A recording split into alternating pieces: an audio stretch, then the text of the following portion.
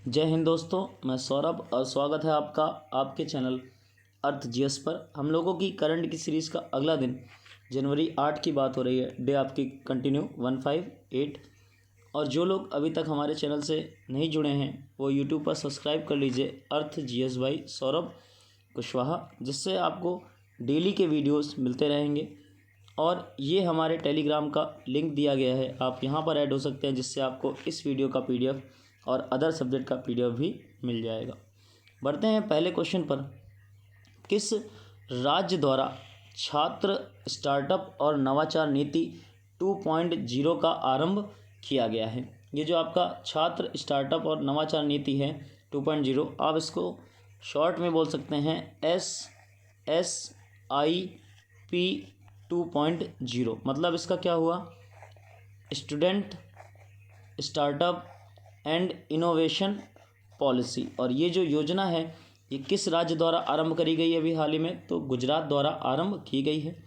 इसके तहत कुल 1000 जो उच्च शिक्षण संस्थान हैं और जो 10,000 स्कूल हैं उनके 50 लाख बच्चों को फ़ायदा मिलेगा। ये जो आपकी योजना है वो अगले 5 वर्षों के लिए आरंभ करी गई है। और जो गुजरात के आपके सीएम हैं भूपेंद्र बघेल द्वारा इसका आरंभ किया गया है। और गुजरात के अगर गवर्नर की बात करी जाए प्रेजेंट टाइम में तो नाम उनका आचार्य देवव्रत, नाम उनका आचार्य देवव्रत। नेक्स्ट है क्वेश्चन आपका, सी ड्रैगन 2022 युद्ध अभ्यास का आयोजन किन देशों के समूह द्वारा किया जा रहा है? ये जो सी ड्रैगन 2022 है इसमें आपका हाल ही में भारत पार्ट ले रहा है। और ये अगर देशों के समूह की बात करें तो क्वाड देशों के द्वारा किया जा रहा है। क्वाड में अगर देशों के नाम की बात करें तो ऑस्ट्रेलिया, जापान, इंडिया और अमेरिका, ये आपके 4 जो हैं वो क्वाड देश हैं। इनके साथ कुछ और देश में इसमें पार्ट ले रहे हैं, जैसे साउथ कोरिया और साथ में कनाडा। तो टोटल अब तक 6 देश इसमें पार्ट ले रहे हैं, 4 क्वाड देशों में और 2 आपके एक्स्ट्रा साउथ कोरिया और कनाडा। और युद्ध अभ्यास का नाम क्या? Sea dragon 2022। नेक्स्ट क्वेश्चन है, एससीओ के नए महानिदेशक किस देश से नियुक्त किए गए हैं?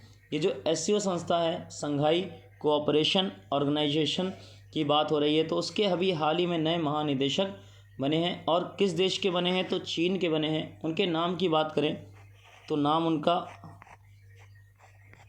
झांग मिंग, नाम उनका झांग मिंग। और याद रखिएगा भारत एक एससीओ में सदस्य के रूप में नियुक्त है और जो इनका कार्यकाल है वो 3 वर्षों का होगा। अभी इन्होंने जो आपका देश उज्बेकिस्तान है उसके पूर्व विदेश मंत्री, नाम उनका व्लादिमीर नोरोव से इसका पद प्राप्त किया है। और अगर एससीओ के देशों की बात करें तो कौन कौन से देश हैं? पहला इंडिया, दूसरा कजाकिस्तान, तीसरा चाइना, चौथा किर्गिस्तान, पांचवा पाकिस्तान, छठा रसिया रूस, सातवां ताजिकिस्तान और लास्ट है आपका उज्बेकिस्तान। तो ये 8 देश हैं प्रेजेंट टाइम में एससीओ में। और उसी संस्था के जो नए महानिदेशक बने हैं नाम उनका झांग मिंग, किस देश के? चीन के। नेक्स्ट है, ममता बियॉन्ड 2021 नामक पुस्तक के लेखक कौन है? ये जो बुक है ममता बियॉन्ड, ये आपकी जो वेस्ट बंगाल के चुनाव हुए थे उसमें जो बीजेपी की हार हुई थी उसके विश्लेषण पर लिखी गई है। और इसके जो राइटर हैं वो हैं जयंत घोषाल। और इसके जो अनुवादकर्ता हैं तो नाम उनका अर्णव सिन्हा। और किस प्रकाशन द्वारा ये निकाली गई है? तो हार्पर कॉलिंग पब्लिशर द्वारा इसको प्रकाशित किया गया है। तो तीनों नाम आपको याद रखने हैं। तो अगर प्रकाशन की बात करें तो हार्पर कॉलिंग, लेखक की बात करें तो जयंत घोषाल, और अर्णव सिन्हा कौन है, इस बुक के अनुवाद करता। नेक्स्ट है क्वेश्चन, निम्न में से किस बैंक ने सैफ अली वर्मा को ब्रांड एंडोर्सर नियुक्त किया है।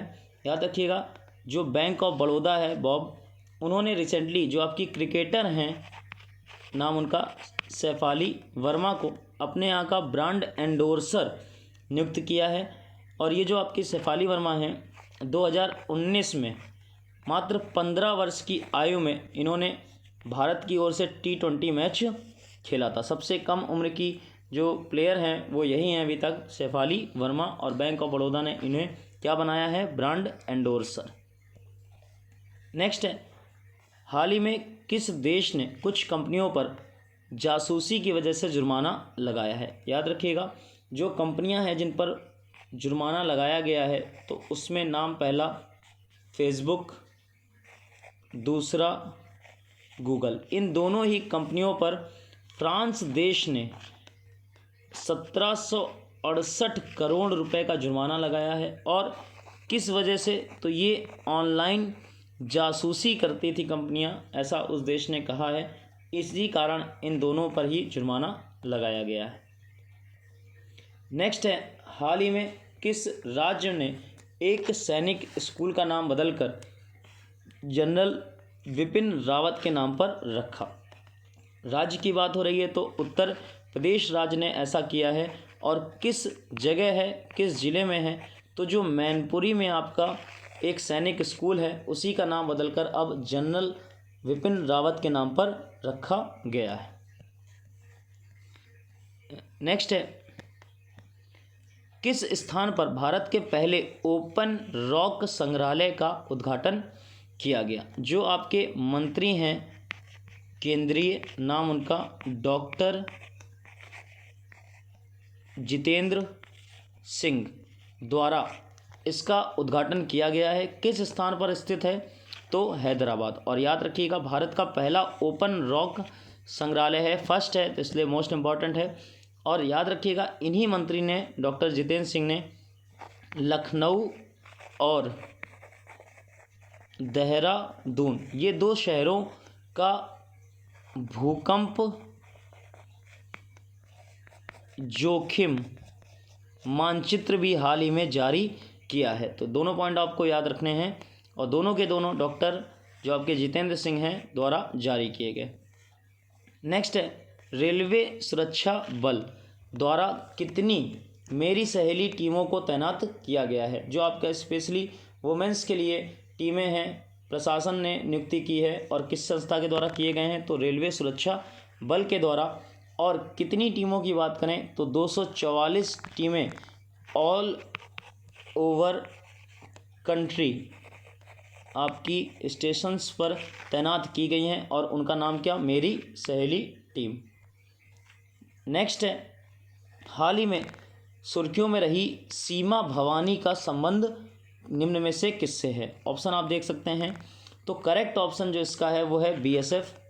बीएसएफ की फुल नेम की बात करें तो बॉर्डर सिक्योरिटी फोर्स। ये जो आपकी बॉर्डर सिक्योरिटी फोर्स है, उसी की जो महिला बाइकर हैं उनकी टोली को, उनकी टीम को नाम दिया गया है अपने यहाँ सीमा भवानी। और याद रखिएगा, जो आपका गणतंत्र दिवस है उसमें ये टीम प्रदर्शन करेंगी। इसमें कुल 100 से अधिक महिला सैनिक हैं, और 2016 में इनका गठन किया गया था, और पहली बार परेड में इन्होंने 2018 में भाग लिया था, और उसी का नाम आपका सीमा भवानी।